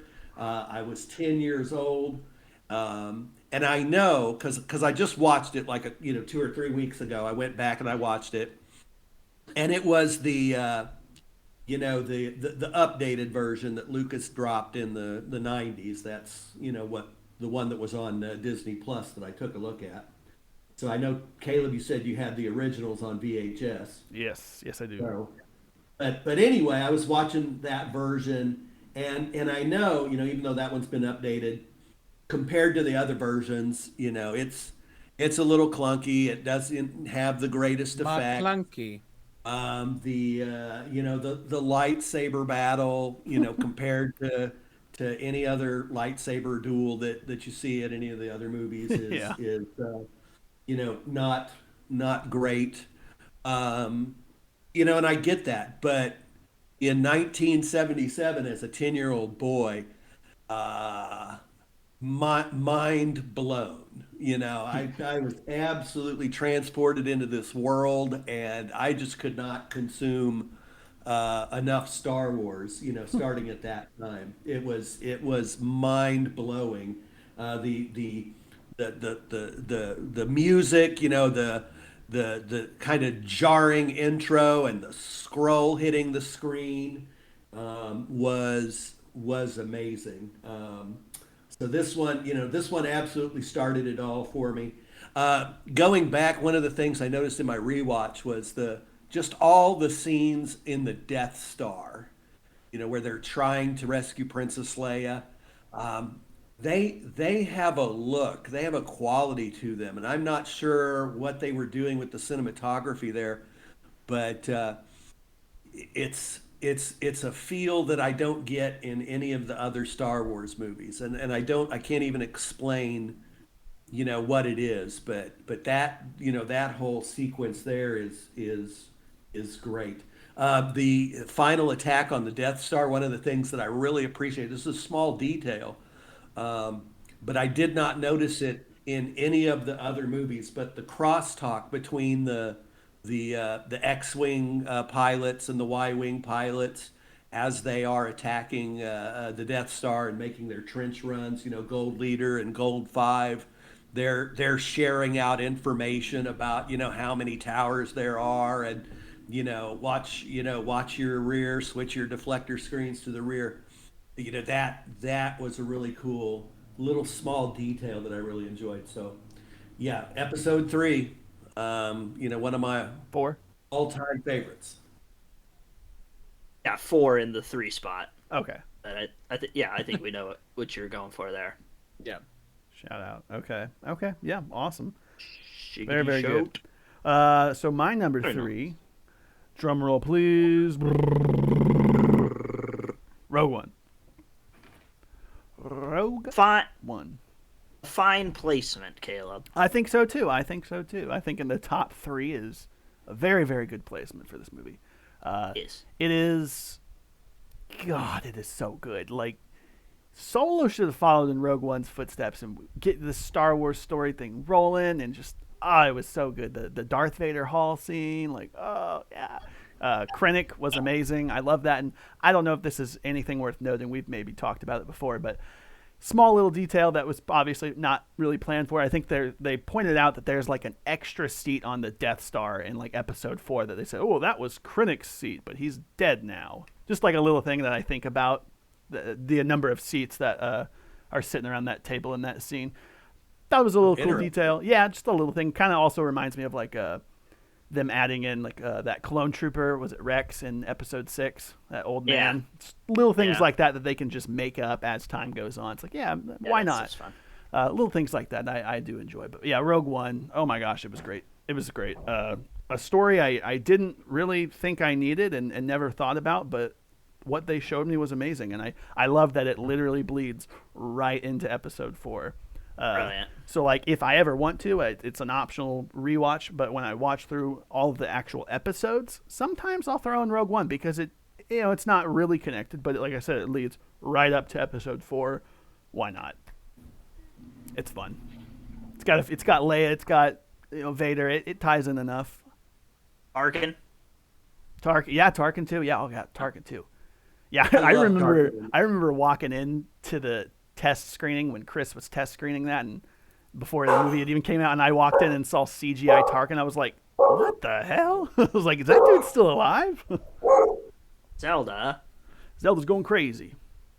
But yeah, Rogue One. She did not like Tarkin. She did not like Tarkin. Yeah.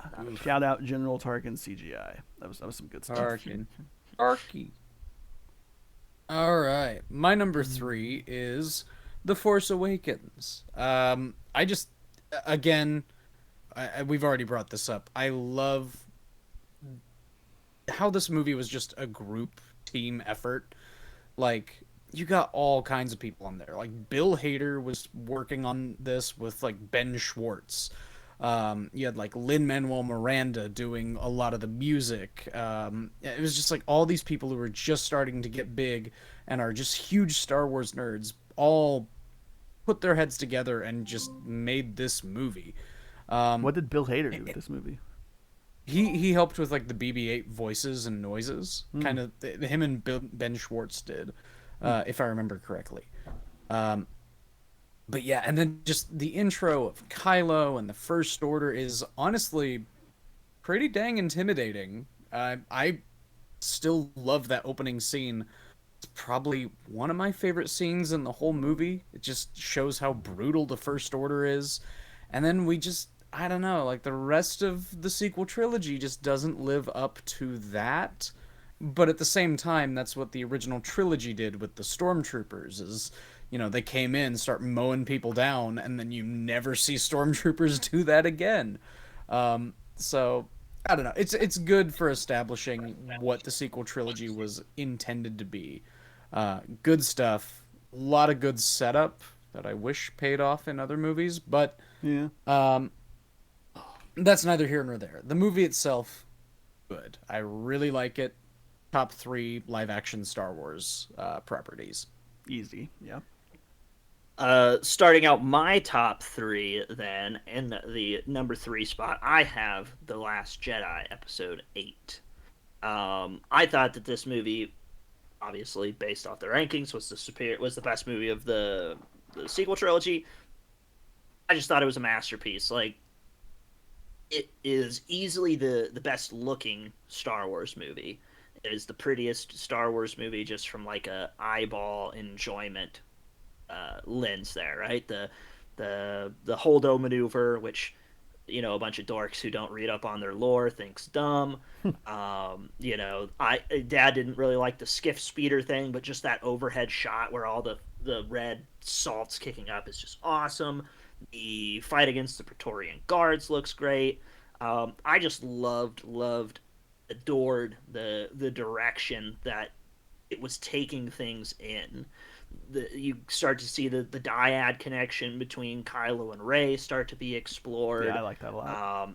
You get to see a better look at who's been tempted by Kylo being tempted by the dark side. He's kind of losing faith in his own power and within the dark side as well. That relationship and that dyad thing kind of starts to grow. I thought Kylo killing Snoke was freaking balls wild. Like I was like floored. I did not expect by that to happen. I thought that was so cool. Yeah. And I personally loved the idea of Rey actually being no one. Like I thought that was great. I thought that spoke really well to like, I don't know, that to me that felt like a really good like it makes Rey sort of like an audience surrogate, right? Yeah. She's no one. So anyone can become this and anyone can be destined for greatness, and all that stuff there. It's fantastic. I just love it. I don't really know what to say. I think that the part with Luke, right? A lot of people were all, yeah, Luke died. That's not my Luke. I think that this is a perfect continuation, right? He's kind of continuing his previous hero's journey. He's kind of losing some faith in himself and in his own teachings, and as we've seen from the Book of Boba Fett, he's kind of a dick as a teacher. So in mean to old Grogu. Yeah. Also, it has been canonically established that Force users can survive the vacuum of space. That was a thing that happened in Rebels a year before this movie came out. So, interesting. Get over it. Yeah, Kanan Jarrus gets launched out into space by Maul and floats his way back in. So. But yeah, Last Jedi, fantastic. It's beautiful. It had bold, brilliant new decisions, and it's great. Yeah, definitely. Yeah, like I said, with 8, I think when it came out, I was a little like, I maybe wouldn't have done that. But now that the trilogy is complete, I like the direction each movie goes. It's not the direction I think that they intended because different directors, but I still like the way it ultimately ends and flows together. So. Back then to old Dad, if he's alive, ready for 2. Yeah, I'm still here. No lost yet. Well, I mean, yeah. I don't know where I was going with that. Neither do I. I think I already said everything I needed to say about The Last Jedi. So I'll just go ahead and continue. My number 2 is Empire Strikes Back. I don't know how surprising that is. For me, this is where you start to get a lot of really good character development for Luke and Han and Leia. Their relationships are growing and maturing, and growing and maturing in ways that you didn't really see So I really like that. It, of course, it ends on that great cliffhanger ending that leaves you wanting to see more. You've got to figure out how this is all going to end. So really one of my favorite. You get the Battle of Hoth and AT-ATs. That was just such an amazing scene back in 1980 when that first came out. I just really liked all of that a lot. Was there something else I wanted to say about that one? Oh no, I think that's it. Really good stuff. Very good, very good. Very good, Yeah. very good. Respect. This is respect. maybe not as contentious as people thought. I don't know. The list as a whole.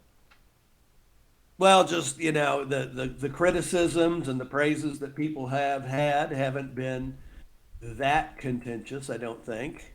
I mean, apart from some early ones. I was about to say the bottom of the list is where most of the violence was, but now that we're near the top and it's just all praise, it's like, okay, we all agree Okay. Star Wars is good again. Okay. It's always been good, but yeah. And it is number 2 for me, right?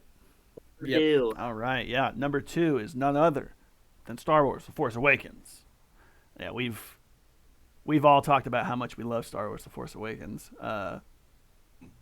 I think it's the best of the new trilogy. I think 7, 8, and 9. I think 7 is the best because, like we had said earlier, there's all this hype around it. Kind of like, what is it gonna be? This is the first Star Wars movie in years. Like there was just this oomph about it, and in my opinion, it lived up to that. Like it was what I wanted it to be. I loved it. I wanted to see exactly where it was going, and it went in several weird directions, but it ended, and I love it. But yeah, episode 7.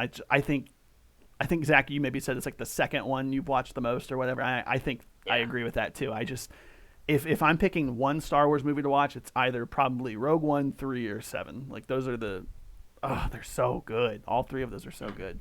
But yeah, And it's got your boy. who's my boy? Kylo. You know your boy. Okay, I wasn't sure if you were like referring to somebody else. Okay, but yeah, Kylo's my boy. Yeah. Shout out Adam. Kylo's the Traitor. Traitor. Yeah, he's good. He's good. He's great. Well, my number 2 is the classic New Hope.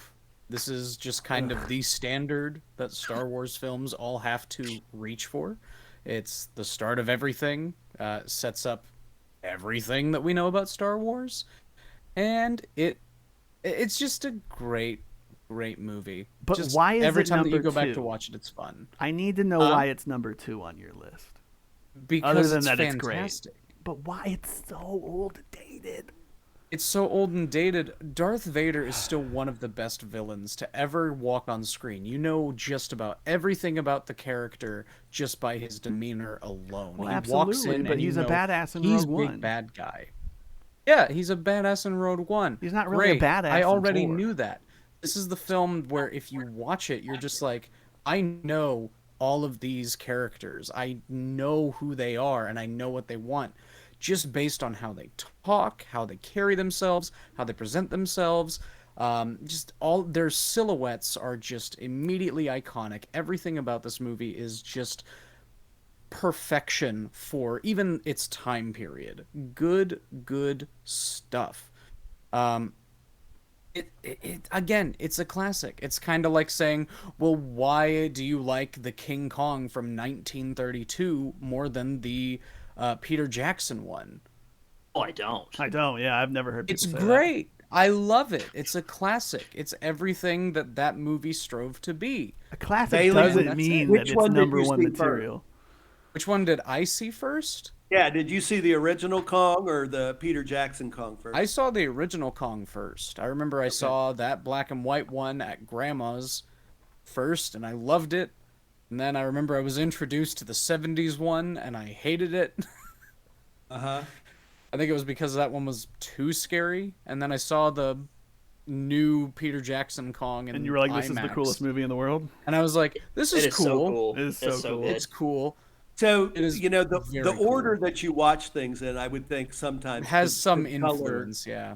Yeah, and so, for a lot of people, You know, having seen the most recent, you know, set of sequels, and having watched a lot of recent movies, and going back and watching something like, you know, the original Star Wars, you know, Episode 4 from 1977, and it is dated, and it wouldn't be as good for some people, you know, compared to more modern movies. Well, I can say that I've seen those movies first, and I still put all these other things above them. Just saying.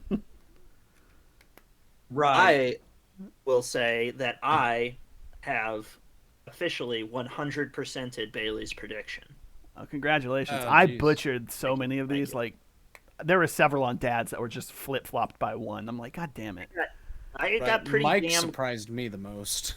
got pretty damn close on Caleb, and Dad. I thought Dad was going to put Solo higher up, so that kind of screwed me. Yeah. But Really. Anyway, Zach, let's move on. Let's move on from this. Zach, Go what on. was your number 2? And then we'll get to our number 1s. my number 2 is a movie that's full of memorable characters whose names I all remember, and that's Rogue One. Let's go. The Rogue One at my number 2. I did put in my notes here, so I apologize, Bailey. I did put in my notes. I said if you have Rogue One lower than 5 on your list, then fuck you. Okay. I wrote that in my notes. The Vader hallway scene we've already talked about is top 5 Star Wars scene. And here's the thing. This is a movie where you know everyone is going to Yeah. die. Yeah. But at the same time, you're 100% invested in. Even all the way up to the point where friggin' Cassian Andor and Jyn Erso are on the beach, you're still thinking, maybe they're going to get out of it. Yeah, like, maybe are they? Maybe they will. Like, I was 100,000,000% invested in it, despite the fact that I knew they were all going to die. Yeah. There's a grain of hope all the way up to the bitter, bitter end. You get to see all these cool new characters. I know Caleb doesn't really love the idea of an Andor show, but I'm very interested in exploring more of his backstory and how he ends up part of the Just rebellion. a little unnecessary, but I'll watch and it. like as Caleb said, this movie is kind of like the creation of the rebellion, because there was kind of that point where where Jyn Erso rallies Yeah, the they were about team, to and it's give kind of- up. They were all about to they're give about to- up. they're about to pack it up, call it a day. Right. And I'm sure A New Hope is of course referring to Luke Skywalker, but I think that New Hope was only there because of Rogue One. Right? Yeah. Without Rogue One, there is no hope in the galaxy. So like, I don't know, and it is a foray into a different type of Star Wars movie, like space thriller heist kind of movie, and like Bailey said, I would like to see like an exploration into some different sort of genres, kind of like what Marvel has been trying to do with some of their stuff as well. So I love it. It's great. I got my Chirrut over here too. Who's Chirrut? So Hitman. Donnie Pilot, Yen. right? I'm one with Yeah, the he's the Force. pilot, The Force right? is with me. I'm one with the part where he's dodging blaster bolts Coolest in the thing. beginning. Oh, yeah. Good stuff. Man, if he was a So- Jedi, he would have been badass. It's been so good.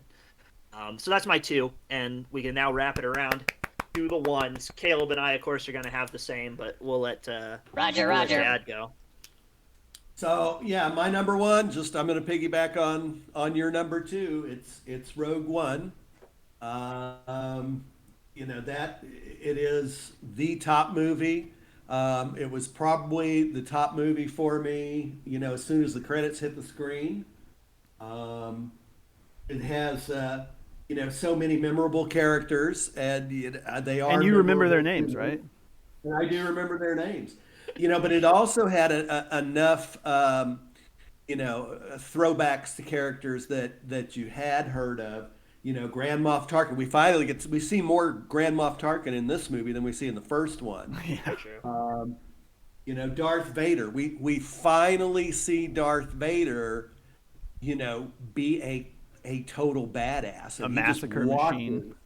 Yeah, he just washes all those rebel soldiers there at the end. We haven't seen that in any of the movies. Yeah, The ever. potential for Darth Vader to fight like this has always been there, but we have not seen it until this one, and so that puts it over the top. You have director Krennic, who for me, I mean, Let's think about it. go. He doesn't have a lightsaber. He doesn't wear a mask. He's not, part of the dark side, and yet he is, Top tier villain. incredibly menacing. Awesome Which I Krennic. just love.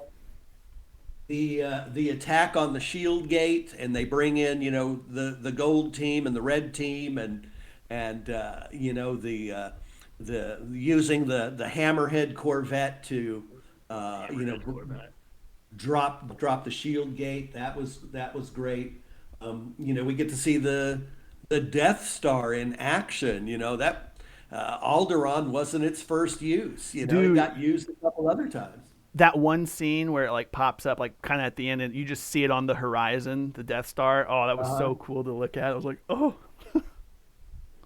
And when it fires into Scarif, I always love this, because Director Krennic is at the top of that tower. He just gets murdered.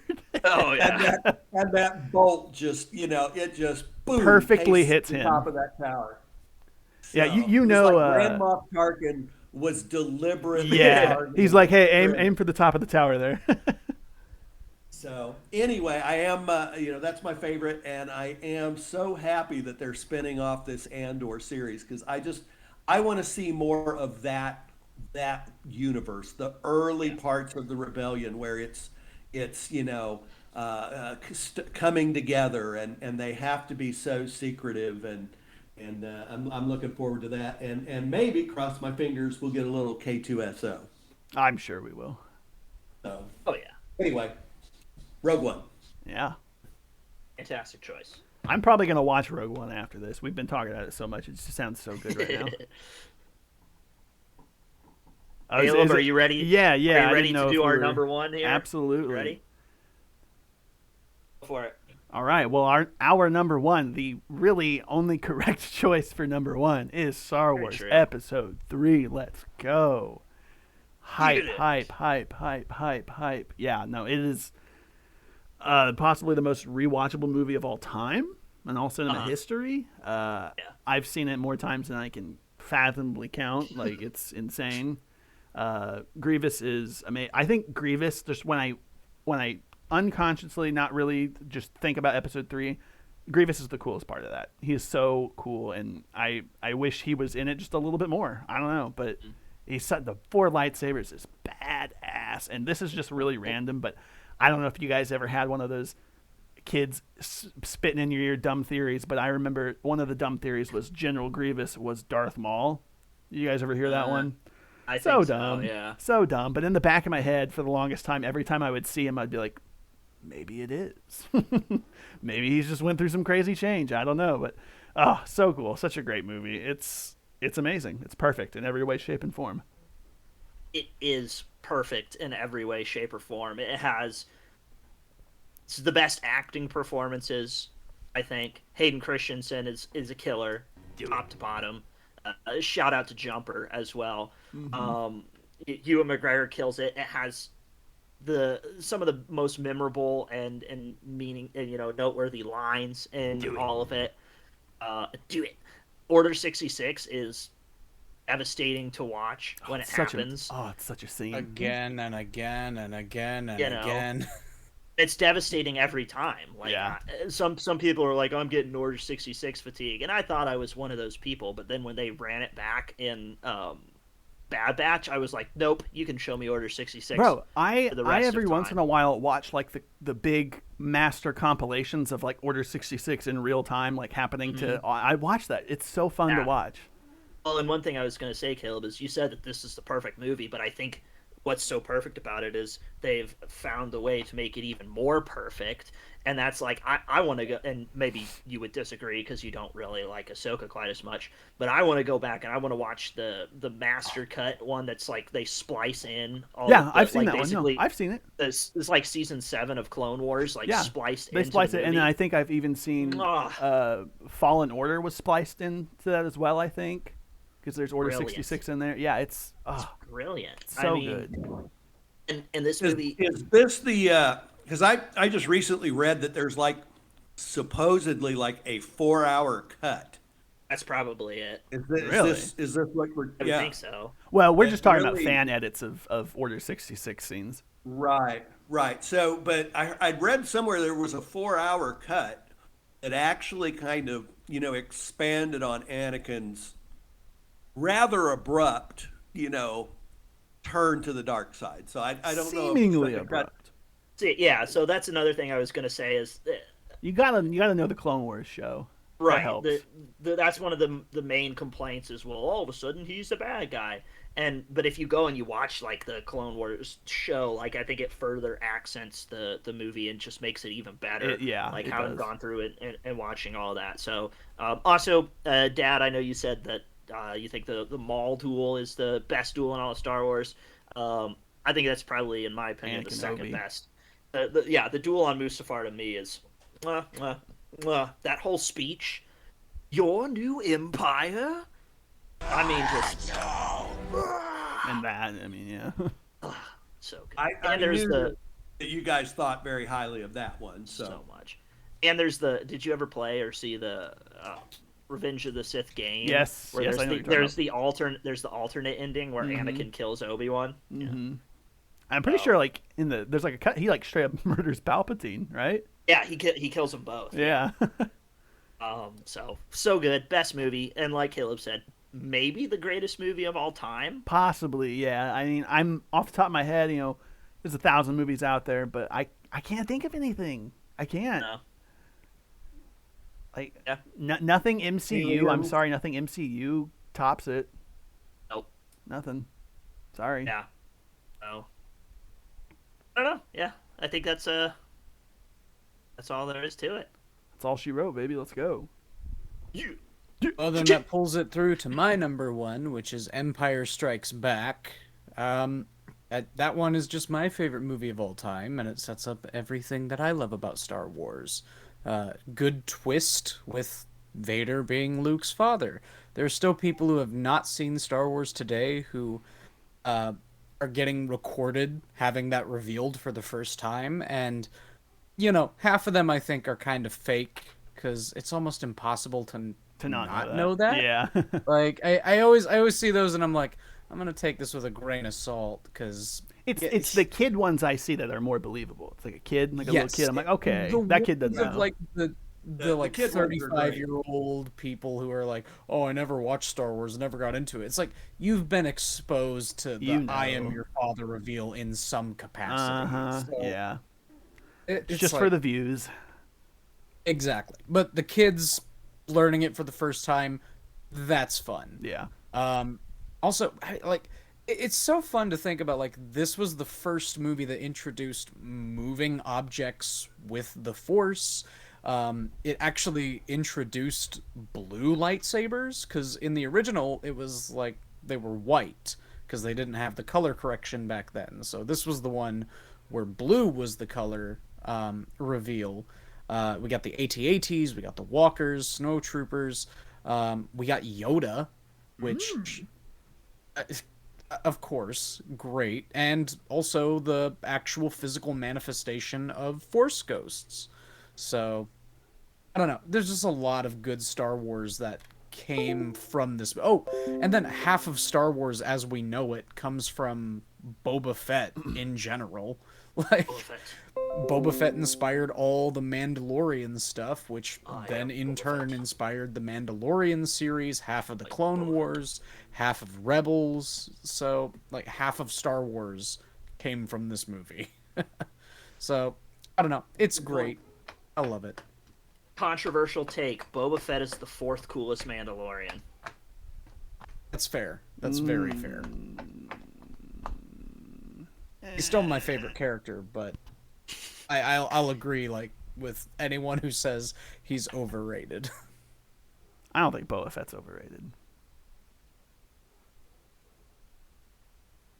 Well, that's that. I mean, What a way to end. yeah, Right? yeah. I don't think Boba Fett's Boba overrated. Fett though. is not overrated. Oh Hey. man, Is the IG-11 scene in Mandalorian not more badass than we've seen anything Boba Fett do.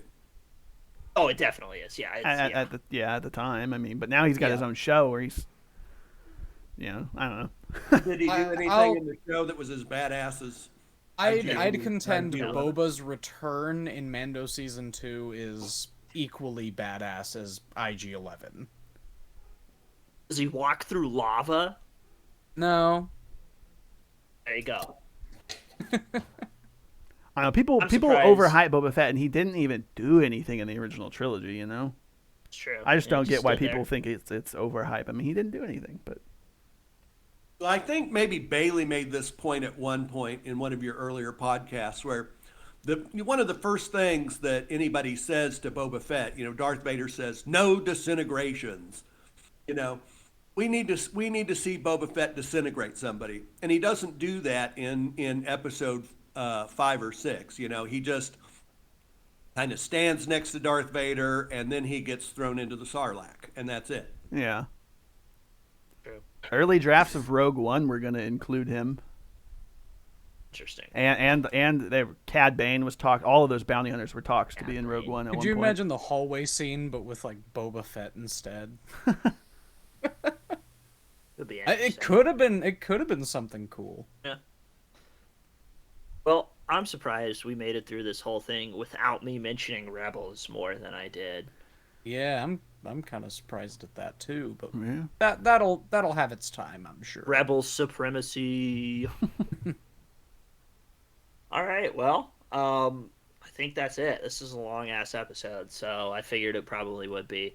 But we'll wrap it up. Call her a day. And Cut come out back all and- the ums that we say and try Um, to True. tighten it up. No, that makes it more authentic. Yeah. So yeah, this was good. Next week we've got Frick Frack and Obi-Wan Kenobi coming out. Hello the there. Kenobi show, which as I know Caleb and I have already stated, it's going to be the greatest show maybe ever. So very excited to see.